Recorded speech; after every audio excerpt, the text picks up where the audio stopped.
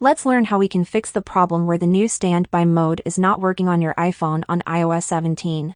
So welcome back to another simple app tutor video everyone.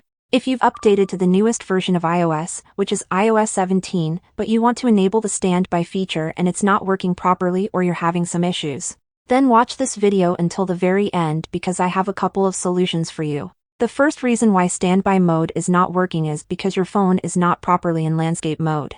So if you are holding the phone with your hands and you've put the phone in landscape mode, that will not work and you will have to put your phone on a steady surface. If you are using your charger, then make sure that your iPhone is plugged in correctly and that it's in landscape mode on a steady surface.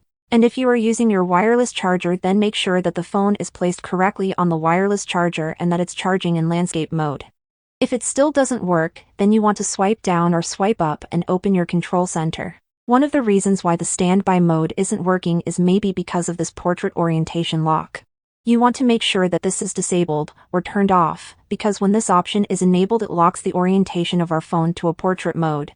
But we need the landscape mode for the standby feature, so make sure that the portrait lock is disabled or turned off. When you do this, you want to go over to the settings and make sure that the feature itself is enabled. The standby option should be somewhere below the wallpaper section, so tap on it and make sure that you enable this in the settings.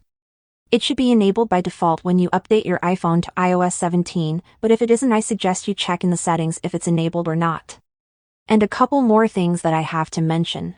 This standby feature is a new feature that Apple introduced with iOS 17, so you have to make sure that your iPhone is updated to the latest version of the software.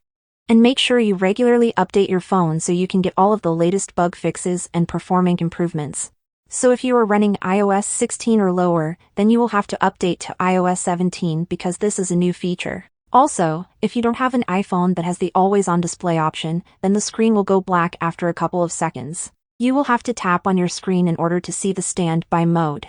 But if you have a newer iPhone that has the always-on option and that has an OLED display, then you shouldn't have any problems with the feature.